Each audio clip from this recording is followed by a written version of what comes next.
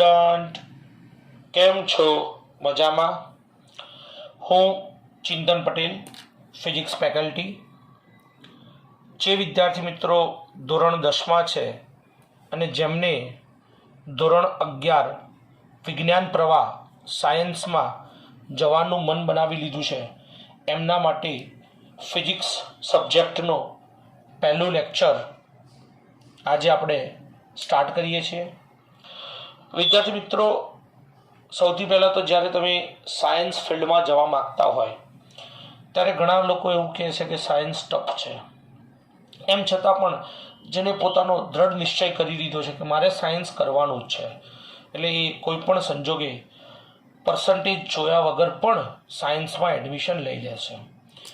સાયન્સમાં આવ્યા પછી પહેલો પ્રશ્ન દરેક વિદ્યાર્થીના મગજમાં એ આવતો હોય છે, સગા સંબંધીઓ કે જૂના વિદ્યાર્થીઓ, કે ભાઈ સાયન્સના 3 વિષયો ફિઝિક્સ, કેમેસ્ટ્રી અને મેથ્સ બાયો, કારણ કે હવે મોટાભાગે વિદ્યાર્થી મેથ્સ બાયોના ઓપ્શનમાં લેતા હોય છે, તો એમાં સૌથી ટફ સબ્જેક્ટ ફિઝિક્સ.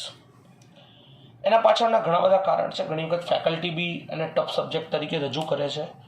હું એવું કહું છું કે આ 3 વિષય ટફ છે, અને આ 3 વિષય નહીં, હરેક વિષય ટફ છે. હરેક વિષય અઘરો છે જિંદગીનો, અને હરેક વિષય જિંદગીનો સહેલો છે જો તમે એમાં સારી ફોર્મ્યુલા, જો તમે એમાં સારું પ્લાનિંગ કરો, અને સૌથી મોટી તમે જે ભગવાનમાં માનતા હોય એને સેન્ટરમાં રાખીને કામ કરશો ને, તો વિદ્યાર્થી મિત્રો હંમેશા તમારી માટે કામ સરળ થઈ જશે. એ કોઈ પણ વિષય હોય. હું ફરીથી કહું છું દોસ્તો, હું એવું માનું છું કે આ 3માંથી સૌથી ઇઝી ફિઝિક્સ અને પછી મેથ્સ છે. જો તમે એને પ્રોપર સમજો તો ગોખો ના તોની વાત છે. અને સૌથી સ્કોરિંગ કરવો હોય ને તો ઇઝી ઓપ્શન છે ફિઝિક્સ. દોસ્તો, એ બધી ચર્ચામાં આપણે ગયા વગર આગળ થોડીક એક વાત હું તમારી જોડે પહેલું લેક્ચર શેર કરું છું. જો તમે દૃઢ નિશ્ચય કરી દેશો તો એવા પણ મારી જોડે ઉદાહરણ છે કે જે 11મા ધોરણમાં 17 માર્ક ગ્રેસિંગથી આપવામાં આવ્યા હતા ને, એ જ વિદ્યાર્થીને 12મા ધોરણમાં ફિઝિક્સમાં 80 માર્ક્સ છે. એટલે દોસ્તો, જો તમે ડિસાઈડ કરી લો છો કે તમારે કરવું જ છે આ કામ, તો તમને કોઈ જ રોકી શકવાનું નથી. અને જો એના પાછળ તમારે એક જ ફોર્મ્યુલા એપ્લાય કરવાની છે મારા મત મુજબ, અને એ બધું જ આ ફોર્મ્યુલામાં આવી જાય છે, અને આ ફોર્મ્યુલા જો એપ્લાય કરીને તો એવરીથિંગ ઇઝ ઓકે. આ ફોર્મ્યુલા બેટા આ છે, make the best of every second, every minute, every day. દોસ્તો, સમજીએ આના પર થોડીક વાત કરું તો કોઈ પણ લેક્ચરમાં તમે બેઠા હો અને એ lecture make the best for every second, અથવા કોઈ પણ કામ કરતા હોય એનો દરેક સેકન્ડને તમે બેસ્ટ બનાવવાનો ટ્રાય કરો. એ સેકન્ડ જો બેસ્ટ બનશે એટલે ઓટોમેટિક તમારી દરેક મિનિટ બેસ્ટ બનશે, અને જો તમારી દરેક મિનિટ બેસ્ટ બનશે ને તો દરેક કલાક બેસ્ટ બનશે, અને જો દરેક કલાક બેસ્ટ બનશે ને તો દરેક દિવસ બેસ્ટ બનશે, અને હોલ લાઈફ ઇઝ ગુડ. આ કેવું સહેલું છે, પણ એને એપ્લાય કરવું પણ થોડું કઠિન છે. પણ વિદ્યાર્થી મિત્રો, જ્યારે આપણે ભણવા બેઠા હોઈએ ને ત્યારે તો આ વસ્તુને તમારે ફોલો કરવી જ જોઈએ. તમારી નિયમિતતા, આજે ચાલ્યું એ જ આજે પૂરું કરી દેવું, નિયમિત ટેસ્ટ આપવો, ઈમાનદારીથી ટેસ્ટ આપવો, એક પણ અક્ષર આજુબાજુ જોયા વગર જે આવડે છે એ જ લખવું, અને એ જ રિઝલ્ટ મેળવવું. અને એ રિઝલ્ટમાં હરેક વખત નક્કી કરો કે આ વખતે જે રિઝલ્ટ આવ્યું છે ને એનાથી નેક્સ્ટ વખત મારે 1 માર્ક્સ વધારે લાવવો છે, તો કંઈક ને કંઈક તમારા રિઝલ્ટમાં વધારો મળશે. બીજી દોસ્તો, શોર્ટમાં વાત પૂરી કરું કે તમે રોજનું કામ રોજ નક્કી કરી લો કે આજે મારે આટલું કામ કરવાનું છે, આજે મારે 5 થિયરી તૈયાર કરવાની છે ફિઝિક્સમાં, રાઈટ? એ જ રીતે દરેક વિષયમાં નક્કી કરી દો.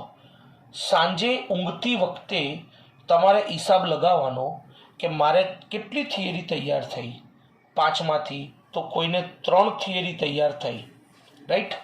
તો જે 2 થિયરી બાકી હોય ને એ 2 થિયરીને સ્ટીકી નોટ, એટલે કે જેને આપણે દિવાલ ઉપર કે કોઈ પણ જગ્યાએ ચોંટાડી શકીએ, એ સ્ટીકી નોટ દિવાલ ઉપર ચોંટાડી દેવાની અને સૂઈ જવાનું. બીજા દિવસ સવારે ઉઠવાનું અને જેવું નિત્યક્રમ ચાલુ થાય, જો એ 2 થિયરી પતાવી દઈએ ના ત્યાં સુધી સ્ટીકી નોટ દિવાલ ઉપર લગાડી રાખવાની અને અઠવાડિયા પછી જોવાનું, જો એ દિવાલ આખી ભરાઈ જાય ને તો ક્યાંક આપણે આ વસ્તુને ભણવામાં ફોલો કરતા નથી, એટલે એ વસ્તુને ફોલો કરવાની. વિદ્યાર્થી મિત્રો, હવે આપણે ચાલુ કરીએ છીએ આપણા ફિઝિક્સનું લેક્ચર 1 અને ચેપ્ટર 0. કોઈકને થોડુંક અજુગતું લાગશે કે લેક્ચર 1 અને ચેપ્ટર 0. ચેપ્ટર 0 એટલા માટે દોસ્ત કહું છું કે મોટા ભાગે વિદ્યાર્થી મિત્રો ફિઝિક્સને છે ને ફિઝિક્સની દ્રષ્ટિએ જ જોવે છે, પણ ફિઝિક્સની અંદર છે ને મેથ્સનો બી ખૂબ જ મોટો રોલ છે. એટલે તો ફિઝિક્સને આપણે કિંગ ઓફ સાયન્સ કહીએ છીએ અને મેથ્સને ક્વીન કહીએ છીએ. દોસ્તો ફિઝિક્સ છે ને હરેક જગ્યા લાગુ પડે છે. હું તમને બતાવીશ, બાયોલોજીમાં પણ ફિઝિક્સનો લોજિક લાગુ પડે છે, કેમેસ્ટ્રીમાં પણ લાગુ પડે છે અને મેથ્સ પણ આ બધી જગ્યાએ કામ લાગે છે અને બધા જ સબ્જેક્ટો એકબીજાની જોડે ક્યાંક ને ક્યાંક કામ લાગે છે. દોસ્તો ચેપ્ટર નંબર 0 એટલે આપણો જે લેક્ચર 1 છે ને એનો ટોપિક આપણો આ છે અને સતત થોડા દિવસ આપણે આ જ ટોપિક ઉપર જઈશું, basic of maths four physics. Physics માટે મેથેમેટિક્સનું બેઝિકને આપણે રજૂ કરવા જઈએ. દોસ્તો જે વિદ્યાર્થી મિત્રોને મેથ્સમાં તકલીફ હોય ને એને આપણે લોઅર સ્ટાન્ડર્ડથી પણ એના ડાઉટ સોલ્વ કરીશું અને એ બેઝિક્સને ક્લિયર કરીને જ આપણે આગળ જઈશું. ફિઝિક્સ પછી તમે જોજો, જે મેં આગળ વાત કરીને કે ફિઝિક્સ બહુ જ સરળ લાગે છે અને સરળ લાગવાના કારણોમાંનું એક કારણ આ છે, basic of maths four physics. Physics માટે મેથ્સનું બેઝિક શું જરૂરી છે. તો દોસ્તો તમે ધોરણ 10ની અંદર સાઇન અને કોસ આરામથી ભણી ચૂક્યા છો અને ઘણા વિદ્યાર્થીઓને એની એક એક વસ્તુ યાદ પણ હશે. હું અહીંયા લખું છું સાઇન અને અહીં લખું છું કોસ. હું ટેન થીટા હાલ નહીં લખું હો.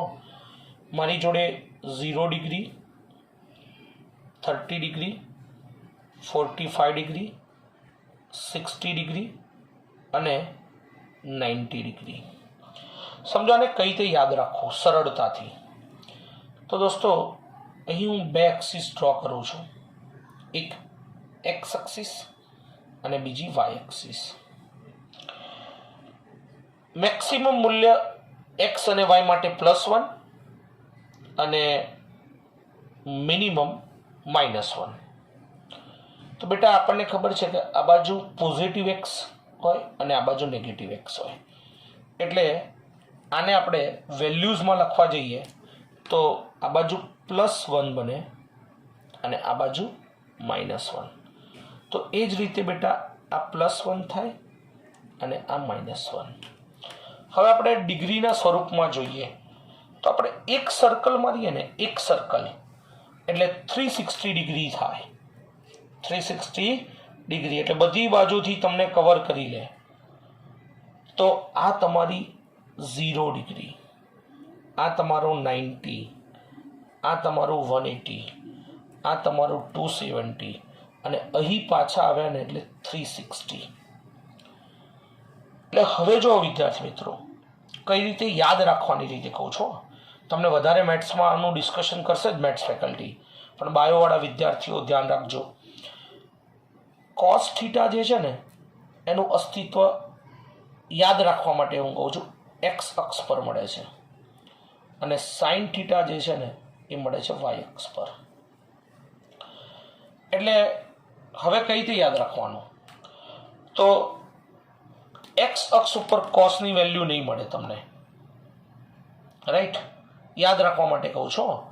એટલે દોસ્તો તમે એક્સ અક્ષ ઉપર +1 છે 0 ડિગ્રી માટે, તો એક્સ અક્ષ ઉપર cos θ છે એટલે cos 0 નું મૂલ્ય +1. તો એક્સ અક્ષ ઉપર વાય અક્ષનું મૂલ્ય શૂન્ય જ મળશે. કોઈ પણ જગ્યાએ વાયનું મૂલ્ય જોવા જશો તો શૂન્ય જ મળશે, અને વાય અક્ષ ઉપર તમને સાઇન અસ્તિત્વ ધરાવે છે એટલે 0 ડિગ્રી સાઇન માટે 0 થઈ જશે. તો એ જ રીતે 90 ડિગ્રી સાઇન માટે +1 થશે, તો 90 ડિગ્રી કોસનું મૂલ્ય અહીંયા આ 0 થશે એટલે આ 0 થશે. બીજી રીતે એ રીતે પણ આપણે યાદ રાખી શકીએ કે સાઇનનું મૂલ્ય જે 0 ડિગ્રીએ મળશે એ કોસમાં 90 એ મળશે, તો સાઇનનું મૂલ્ય જે 90 હશે કોસમાં 0 એ મળશે. તો એ જ રીતે sin 30 નું મૂલ્ય બધાને ખબર જ છે 1/2, તો એ cos 60 માટે થઈ જશે. તો sin 60 નું મૂલ્ય બધાને ખબર છે √3/2, તો એ cos 30 માટે √3/2 થઈ જશે. તો એ જ રીતે 45 ડિગ્રી માટે એ થઈ જશે 1/√2 1/√2. દોસ્તો હવે આપણે આ જે આખો બ્લોક દોરી દીધો એના પરથી ક્યાં જવા માંગી રહ્યા છીએ, તો હું તમારી જોડે એક વસ્તુ લખું છું, જોજો.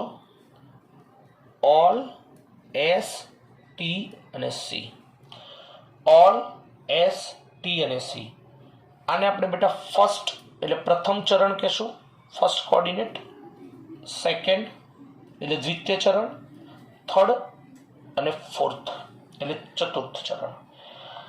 પ્રથમ ચરણમાં સાઇન કોસ ટેન બધું ધન હશે, બીજામાં ઓનલી સાઇન, ત્રીજામાં ટેન, ચોથામાં કોસ. આટલું યાદ રાખજો દોસ્તો. ફરીથી આપણે સાયકલ માટે વિચારી લઈએ 0 થી, તો આ 0, આ 90, આ 180 થશે, આ 270 થશે અને આ 360 થશે. હવે દોસ્તો જો તમને અત્યારે સુધી sin 90 ની વેલ્યુઝ ખબર હતી, પણ તમને કોઈ એવું પૂછે કે what is the value of sin 120, sin 120 ની વેલ્યુ શું છે, આવો પ્રશ્ન તમારી આગળ આવે તો તમારે શું કરવાનું? તો એના માટે હું તમને બે વસ્તુ કહું છું દોસ્તો, યાદ રાખજો. જો sin 90 ± θ હોય, sin 90 ± θ, અથવા સાઇન બી છોડી દો, 90 ± θ હોય, અથવા 270 ± θ હોય, તો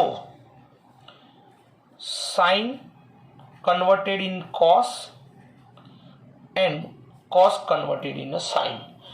જો sin હશે એ cos કન્વર્ટ થઈ જશે અને cos હશે એ sin થઈ જશે. યાદ રાખજો, જોઈએ છે હો બેટા, ક્યાંક એકદમ ચિત્ત મને જોજો એટલે ખબર પડશે, કારણ કે એકદમ નવી વસ્તુ શીખવા જઈ રહ્યા છો. જો 180 ± θ અથવા 360 ± θ હોય તો સાઇન નું સાઇન જ રહેશે અને કોસનું કોસ જ રહેશે.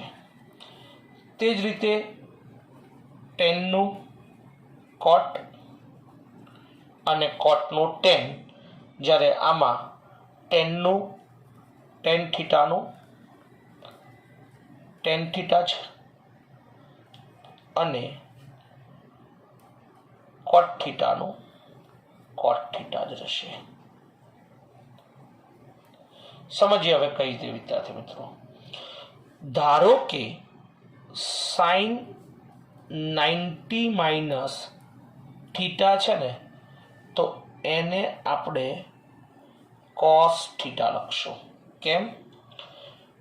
90 પ્લસ ઓર માઇનસ થીટા હોય તો સાઇન છે ને એનું કોસ થઈ જશે. એ જ રીતે કોસ 90 માઇનસ થીટા હશે તો કોસનું સાઇન થીટા થશે. કારણ કે 90 પ્લસ ઓર માઇનસ થીટા છે તો શું થશે? કોસનું સાઇન થશે. ક્લિયર? આના ઉપરથી આપણે અમુક એક્ઝામ્પલની ચર્ચા કરીએ છીએ. પહેલો એક્ઝામ્પલ દોસ્તો, આ જો ના ખબર પડી હોય તો પણ હજી ખબર પડી જશે. સમજીએ કઈ રીતે. તો અહીં હું પહેલો એક્ઝામ્પલ લઉં છું. સાઇન 120 ડિગ્રી કેટલો થાય? સાઇન 120 ડિગ્રી એટલે તમારે શું કરવાનું? સૌથી પહેલા તો આના ભાગ એ રીતે પાડવાના, કાં તો એ 90 પ્લસ થીટા થવો જોઈએ, કાં તો 90 માઇનસ થીટા થવો જોઈએ, 180 પ્લસ થીટા અથવા 180 માઇનસ થીટા, જે આપણે ફોર્મ્યુલાઓ લખીને એ પ્રમાણે સેટ થવું જોઈએ. તો 120નું મૂલ્ય કાઢવું છે તો શું કરો દોસ્તો? સાઇન 120 એટલે 90 પ્લસ 30 કરી દો. સમજો દોસ્તો, 90 પ્લસ 30, 90 પ્લસ 30 આપણને ખબર જ છે કે 90 પ્લસ 30 કરશું એટલે ટોટલ કેટલા થઈ જશે? 120 થઈ જાય. હવે મેં હમણાં તમને થોડી વાર પહેલાં કીધું કે જો 90 પ્લસ ઓર માઇનસ થીટા એટલે કાં તો 90 વત્તા થીટા હોય અથવા 90 માઇનસ થીટા હોય તો સાઇન કોસમાં કન્વર્ટ થાય. હવે જોઈએ દોસ્તો, તો અહીં 90 પ્લસ 30 છે એટલે સાઇનનું પહેલાં તો કોસ થવું જોઈએ, અને કોસ થીટા તો થીટા કયો? તો આ જે હોય એટલે આને આપણે લખીએ કોસ 30. હવે આની આગળ ચિહ્ન પ્લસ લેવું કે ચિહ્ન માઇનસ લેવું? તો એના માટે ફરીથી એક ફોર્મ્યુલા જુઓ, ઓલ એસ ટી અને સી. એક જે ડ્રો કરું છે જુઓ, આ 0 ડિગ્રી આપણને ખબર જ છે, આ 90, આ 180 અને આ 270. 90 પ્લસ થીટા કારણ કે 30 છે એટલે 90 પ્લસ 30 એનો મતલબ 90 ક્યાં છે? અહીંયા છે, અને પ્લસ 30 એટલે ક્યાં આવે? અહીંયા. એટલે આ જે થયું ને એ 90 પ્લસ 30 એટલે સેકન્ડ ચરણમાં આવે. ઓકે, સેકન્ડ કોઓર્ડિનેટમાં. અને સેકન્ડ કોઓર્ડિનેટમાં સાઇન શું છે? પોઝિટિવ. સાઇન શું છે? પોઝિટિવ. અહીં આપણે સાઇન કન્વર્ટ કરીએ છીએ એટલે આની આગળ ચિહ્ન શું આપશું? પ્લસ. અને કોસ 30નું મૂલ્ય દરેકને ખબર જ છે. કોસ 30નું મૂલ્ય કેટલું હોય? તો √3/2.